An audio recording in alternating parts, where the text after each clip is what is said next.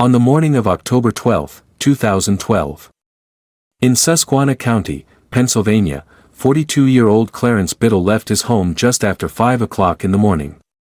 Clarence was a journeyman electrician with nearly 2 decades of experience, mostly working contract jobs at various power plants throughout the region. That Friday morning, he told his wife, Reba, that he was heading north to the Poconos for a solo hunting weekend, something he had done almost every year since his mid-20s. According to Reba, this was routine for Clarence. He preferred early fall, favored solitude, and always took the same vehicle, a silver 1999 Ford F-150. He loaded his gear, locked the backyard shed, and drove off without incident. It would be the last time Clarence Bidd was seen alive. Reba Bidd, 38 at the time, told investigators that her husband planned to return no later than Sunday evening, October 14. When he failed to appear or call by Monday morning, she contacted local authorities to file a missing person report.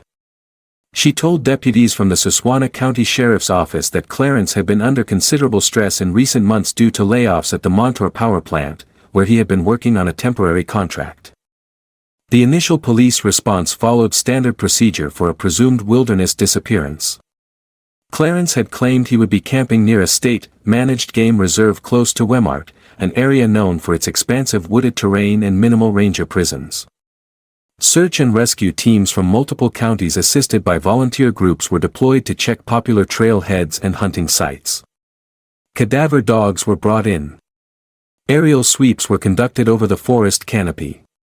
No sign of Clarence or his vehicle was found.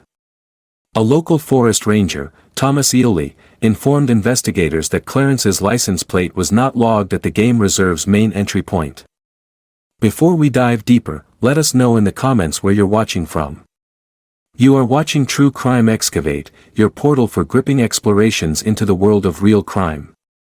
Here, we dissect chilling cases, delve into unsolved mysteries, and recount tales of scandal and deception. From notorious cold cases to captivating courtroom battles and profiles of infamous criminals. We'd love to hear from you. And don't forget to hit that subscribe button so you never miss any of our upcoming videos. The reserve utilized a handwritten gate log book where hunters were expected to record their vehicle information. Clarence's name or vehicle plate did not appear. Additionally, wildlife monitoring cameras positioned along the perimeter trail systems and fire roads failed to capture any trace of his truck or person. With no sightings, no physical evidence, and no activity on Clarence's credit cards or cell phone, the investigation began to slow. Then, in early November 2012, approximately 3 weeks after Clarence's disappearance, Reba received a letter in the mail. The envelope was postmarked Buffalo, New York. And the note inside read, "I'm gone. I need peace. Don't look for me." It was unsigned, but Reba insisted the handwriting belonged to Clarence. She turned the letter over to the authorities. In December 2012, the disappearance was officially reclassified as a voluntary departure. There were no charges, no suspects, and no further search operations scheduled. Clarence Bidd's missing persons file remained technically open but inactive. In May 2013, 7 months after he was last seen, Clarence's profile was quietly removed from the National Crime Information Center, NCIC, Active Missing Persons Registry.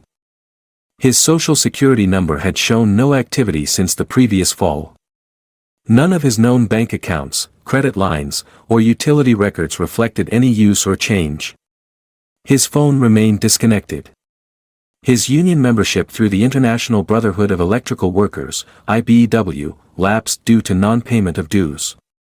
Effectively, Clarence had disappeared, not just physically, but from every known system of identification and commerce. Over time, public interest faded. There were no vigils or media follow-ups. Clarence's story never reached state or national news. Within the small rural community of Montrose, it remained a curiosity, a quiet man gone without a trace. Still, with no new information and no body recovered, Clarence Bidd's disappearance settled into cold case territory. From late 2013 through early 2020, there were no reported developments, no new leads, and no further attempts by law enforcement to revisit the case. It would take nearly 8 years and a chance traffic stop over 200 mi away for the story to re-enter public attention. In March 2013, 6 months after Clarence Bidd's disappearance, Reba Bidd left the couple's home in rural Susquehanna County and relocated to Willsbar, Pennsylvania, approximately 40 miles south. The move coincided with a transfer from her clerical position in the Montrose County Clerk's office to a new administrative role at the Luzerne County Housing Authority. Reba sold the house she had shared with Clarence, citing financial reasons, and leased a one-bedroom apartment near the city's south side. Within the same month, she initiated a claim on Clarence's life insurance policy, a $60,000 term life plan payable under a clause allowing disbursement after 180 consecutive days of verified absence. The policy was paid out in full by late April 2013. Though Clarence's legal death had not been established by the courts, the insurer accepted the disappearance classification and documentation provided by law enforcement. Reba used the funds to settle outstanding household debts and reported the remainder as savings in her subsequent tax filings. She did not apply for survivor benefits and did not petition for a formal death certificate. According to interviews with former neighbors on Miller Hill Road, Reba had grown noticeably more withdrawn in the months following Clarence's disappearance. One neighbor recalled that she stopped making eye contact and avoided casual conversation. After moving to Wilkes-Barre, she began using her maiden name, Reba Holtz, in non-official contexts, but never filed for divorce or sought a legal name change. At work, she was described by coworkers as efficient and private. Multiple colleagues stated that she never discussed Clarence in any detail and referred to him only as Gone. In 2014, Reba began a personal relationship with Randall Farrow, a former contractor from Luzerne County. Farrow had a minor criminal record consisting of trespassing and misdemeanor property damage charges dating back to 2009, but no felony convictions. He had been unemployed intermittently over the years and was known locally for doing odd jobs under the table.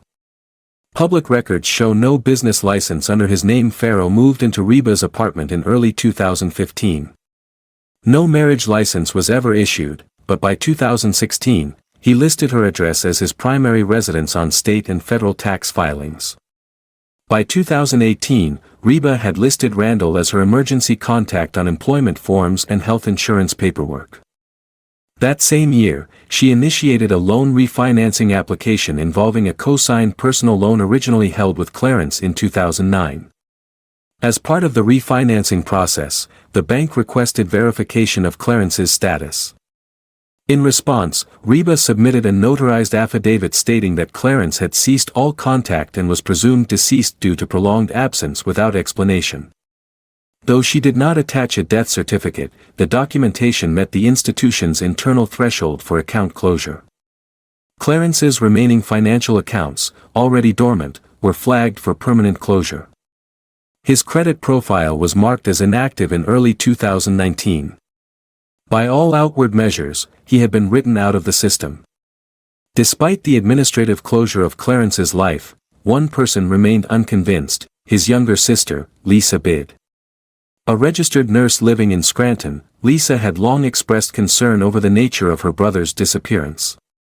In her statement to Pennsylvania State Police in 2020, she said she never believed Clarence would walk away from his life without a word and viewed the letter postmarked from Buffalo as staged or coerced. From 2013 onward, Lisa made periodic inquiries to the sheriff's office, but received little in the way of updates.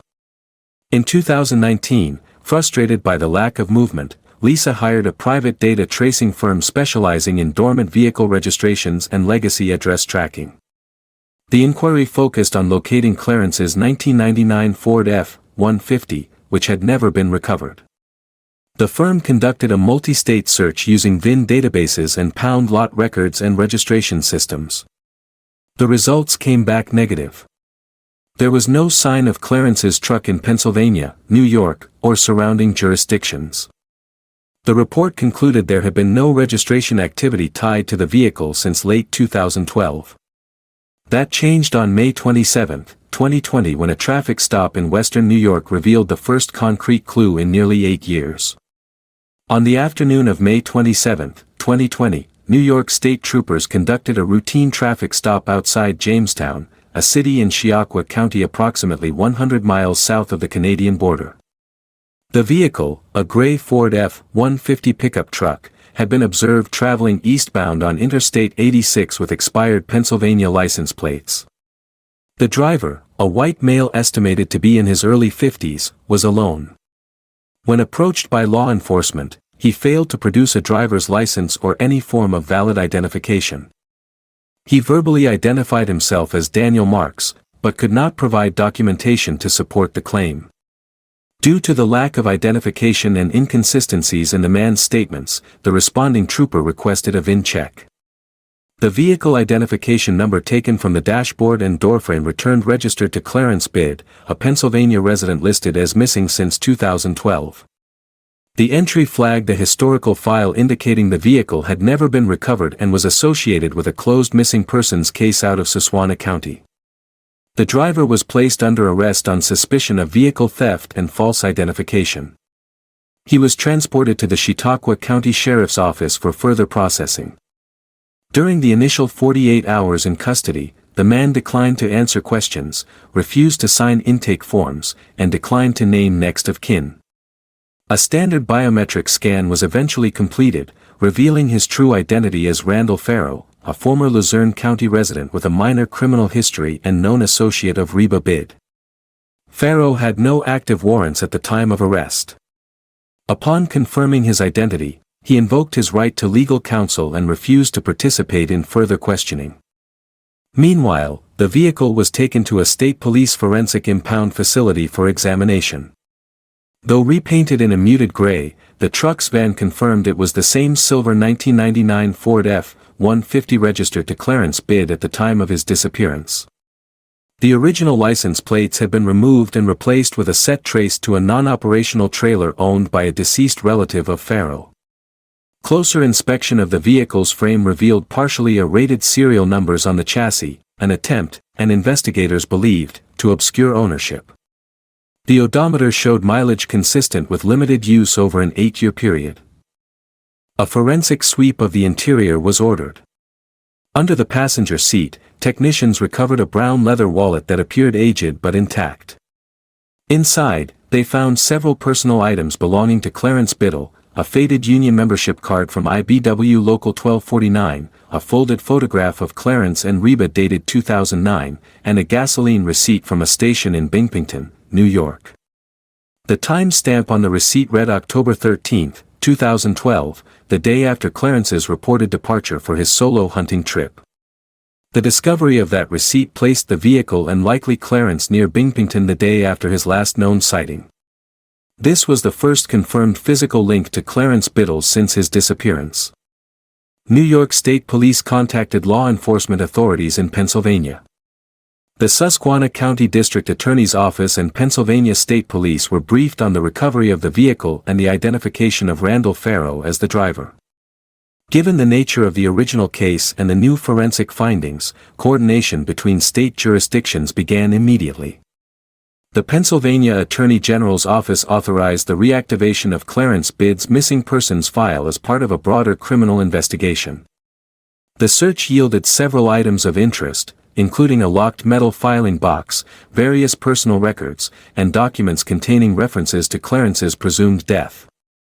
But one set of documents stood out. Multiple handwritten drafts of notes similar in tone and phrasing to the letter mailed to Reba in November 2012. The one allegedly written by Clarence and postmarked from Buffalo, New York. One of the drafts contained nearly identical language, but was incomplete and bore markings consistent with Willsbar Post Office sorting stamps. These details would later become central to the handwriting and ink analysis. In addition, the search team found a labeled key mark shed. Investigators recognized the reference and contacted the current owners of the former Biddle residence in Susquehanna County. With permission, they returned to the property and entered the backyard shed, which had remained largely untouched since the sale in 2013. The search of Reba Bid's Wilkes-Barre apartment conducted in the first week of June 2020 yielded critical evidence that reframed the Clarence Bid case entirely. Among the most significant items recovered was a locked metal filing box discovered inside a storage closet adjacent to the bedroom. The box contained a series of categorized folders, including financial documents, insurance correspondence, and a collection of personal letters. Several of the letters were addressed to Lisa, presumed to be Lisa Bid, Clarence's younger sister.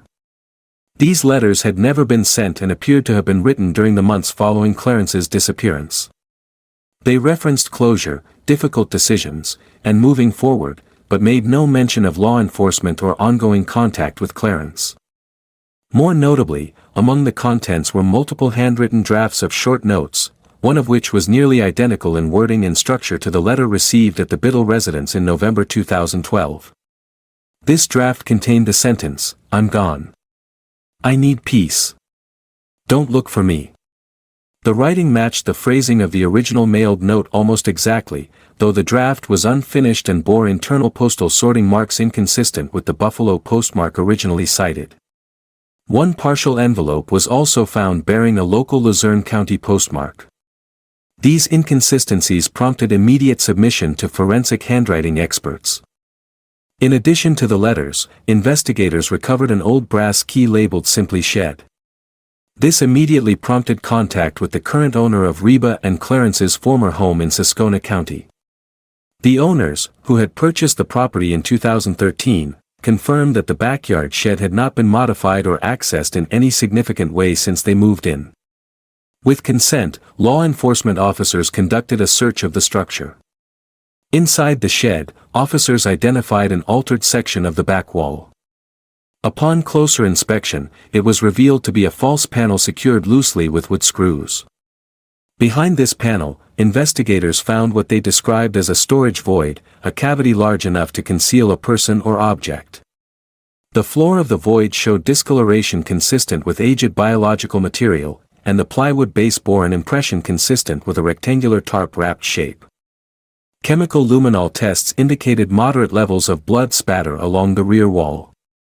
Evidence collection teams secured multiple biological samples from the site. A single hair strand recovered from the floor area was later confirmed through mitochondrial DNA analysis to belong to Clarence Bid. The blood residue, although degraded, tested positive for human blood with partial markers consistent with the Bid family profile. Following standard protocol, the search area was extended to include the perimeter of the backyard. Near the rear fence line, officers located a shallow burial site. Inside was a rusted metal box containing several of Clarence's personal items, his Pennsylvania hunting license valid through 2013, a pair of worn work boots, and a broken wristwatch. These items had not been listed in the original missing persons inventory and had never been reported recovered by Reba. At this point, investigators concluded that Clarence Bid had likely never left for the Poconos on October 12, 2012. Instead, the working theory shifted to suggest that he had been killed inside or near the family home early that morning and that the narrative of a voluntary disappearance, including the Buffalo letter, had been manufactured after the fact. Based on the totality of the evidence, arrest warrants were secured on June 4, 2020. Reba Bid was charged with conspiracy to commit fraud, destruction of evidence, and insurance fraud. Randall Farrow was charged with unauthorized use of a motor vehicle, tampering with physical evidence, and obstruction of justice. Both were taken into custody without incident and arraigned before the Luzerne County Court of Common Pleas. Bail for Reba was denied due to concerns about flight risk and the severity of the charges. Farrow was held on a $150,000 bond. Neither defendant made public statements at the time of arrest. Neither entered an immediate plea. In January 2021, more than 8 years after the disappearance of Clarence Bid, the Commonwealth of Pennsylvania brought formal charges against Reba Bid and Randall Farrow before the Luzerne County Court of Common Pleas. The trial was conducted jointly with both defendants appearing in the same courtroom seated separately and represented by individual legal counsel. The prosecution led by Assistant District Attorney Rachel Morrow structured its case around 4 primary elements.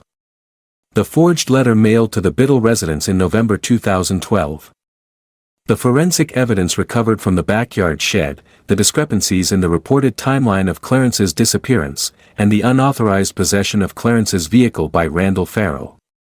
In her opening statement, Ada Maroro stated plainly, this was not a disappearance. This was a staged erasure. A man's life was ended, and in its place, a narrative was created to serve financial and personal gain. She outlined the prosecution's theory that Reba had lured Clarence into the backyard shed early on the morning of October 12, 2012 under the pretense of helping him prepare for his hunting trip. There, the confrontation turned fatal. The prosecution did not claim to know the exact method of death, but argued that the physical evidence pointed to a violent event inside the shed. As for motive, the prosecution presented financial records showing that the Biddles had accumulated over $28,000 in unsecured debt by mid-2012. In addition, witnesses testified to an emerging relationship between Reba and Randall during that same period. One co-worker identified as Denise Halpern stated under oath that Reba had confided in her just weeks before Clarence vanished, describing herself as trapped and waiting for a way out. Halpern further testified that Reba had mentioned someone she was starting to see, though she did not name Farrow at the time. Key forensic testimony came from investigators involved in the shed search. Crime scene analyst Mark Callister described the blood spatter patterns as medium-velocity impact consistent with blunt trauma. He also noted that luminol revealed cleanup attempts on multiple surfaces. DNA analysts confirmed that a single hair recovered from the site belonged to Clarence Bidd and the blood samples shared markers consistent with his maternal lineage. The letter, initially believed to have been sent by Clarence from Buffalo, was introduced as a central piece of fabricated evidence.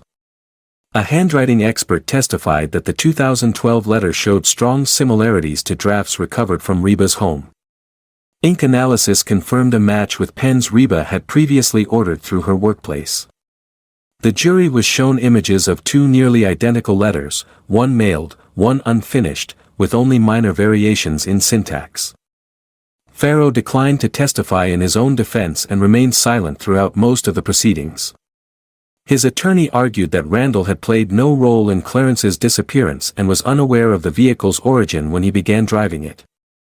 The defense characterized Farrow as a passive figure who had been pulled in long after the fact.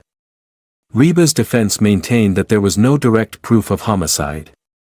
They emphasized the absence of a body, a confirmed cause of death, or a murder weapon. Her attorney asserted that Clarence had left voluntarily and that Reba, after years of silence, had simply attempted to move on. As for the handwritten drafts, the defense claimed they were part of Reba's emotional processing and a way to find closure, not evidence of forgery, but the jury was unmoved by the defense's framing. After 3 weeks of testimony and 6 hours of deliberation, the panel returned with unanimous verdicts. On March 12, 2021, Reba Bidd was found guilty on all charges: conspiracy to commit murder, insurance fraud, and obstruction of justice. Randall Farrow was found guilty of being an accessory to fraud and tampering with physical evidence. Sentencing was scheduled for the following month. Both defendants were remanded into custody without bond. Outside the courthouse, Lisa Bidd, Clarence's sister, made a brief statement. They told the world he walked away. Now the truth has walked back in. On April 14, 2021, sentencing was handed down in Luzerne County Court. Reba Bidd received 25 years in a Pennsylvania state correctional facility with no eligibility for parole for the first 17 years.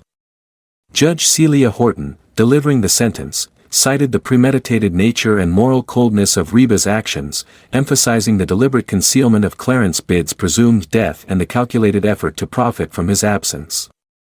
Randall Farrow was sentenced to 14 years for his role in the conspiracy. While the court acknowledged that Farrow had not been charged with direct involvement in Clarence's death, Judge Horton noted that his long-term participation in the cover-up, including his use of Clarence's vehicle and active obstruction of the investigation, demonstrated clear complicity in sustaining a fraudulent narrative.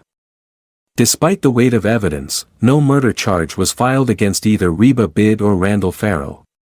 The absence of Clarence's body remained the critical limitation. Prosecutors explained during sentencing that without a confirmed cause of death, or human remains, a homicide conviction would be legally unviable. Instead, the convictions rested on conspiracy to commit murder, insurance fraud, evidence tampering, and obstruction, all upheld on the basis of circumstantial and forensic evidence presented at trial.